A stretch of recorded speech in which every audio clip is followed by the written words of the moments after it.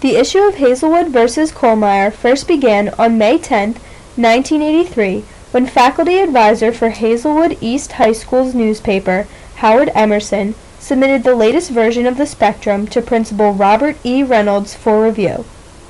Out of the 6 pages, Principal Reynolds chose to remove 2 stories from the student-run newspaper, and instead only published 4 pages of that month's edition of the Spectrum.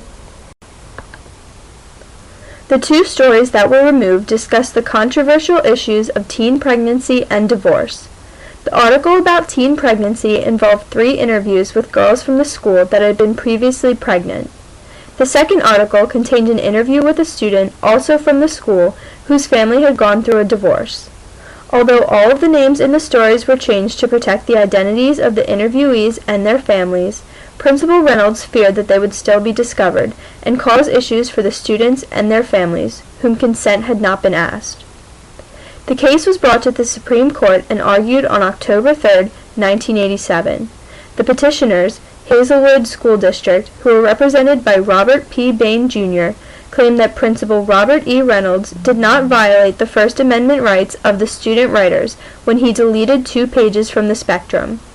In response, Catherine Kohlmeyer, Leslie Smart, and Leanne Tippett, 3 former students of Hazelwood East High School, represented by Leslie D. Edwards, argued for their rights.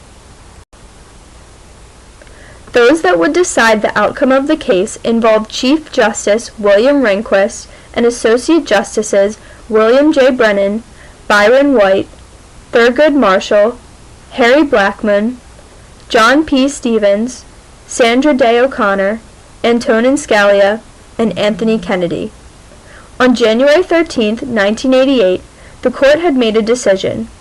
In a vote of 5-3, the court ruled in favor of Hazelwood School District, stating that the officials never intended the school paper to be a public forum, as were underground publications in cases past. Educators do not infringe on First Amendment rights when exercising control over student speech in school-sponsored activities, so long as their actions are reasonably related to legitimate pedagogical concerns. In the end, the court ruled that the student publication could be regulated by school officials. Justices voting with the majority included Rehnquist, White, Stevens, O'Connor, and Scalia. Those opposing included Brennan, Marshall, and Blackmun, who felt that the young men and women of Hazelwood East expected a civics lesson, but not the one the court teaches them today.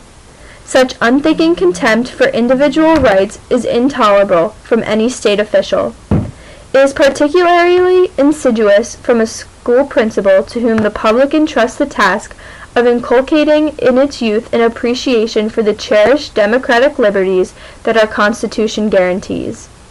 Kennedy took no part in the decision-making of the case.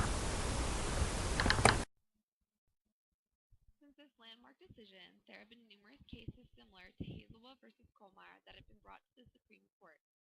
Before Hazelwood versus Kohlmeyer in 1969, during the Tinker versus Des Moines Independent Community School District, the court ruled that the expression of students be protected under the First Amendment.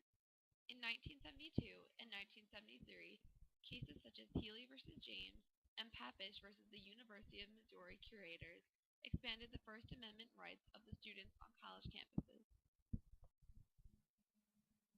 In 1986, a new trend began with the Bethel School District versus Frazier case, where the court ruled in favor of the school's decision to suspend a student who gave a speech involving sexual innuendos. The trend continued Hazelwood versus Kohlmeyer, setting a precedent for cases in the future. However, since then, 7 states have passed laws that guarantee freedom of the press to all students. These states included Arkansas, California, Colorado, Iowa, Kansas, Kentucky, Massachusetts, and Oregon. Cases like Hosty versus Carter in 2005 and Ward versus Polite in 2012, both cases involving the rights of college students and publication, have been decided based upon the Hazelwood decision. Hazelwood versus Kohlmeyer has had a huge impact on our society. Before this case, and others like Tinker versus Des Moines Independent Community School District, the court generally gave more power to the students by giving them more liberties with their rights. Today, in most states, students are given a limited platform for their First Amendment rights. Although this was a landmark decision, cases such as this continually appear.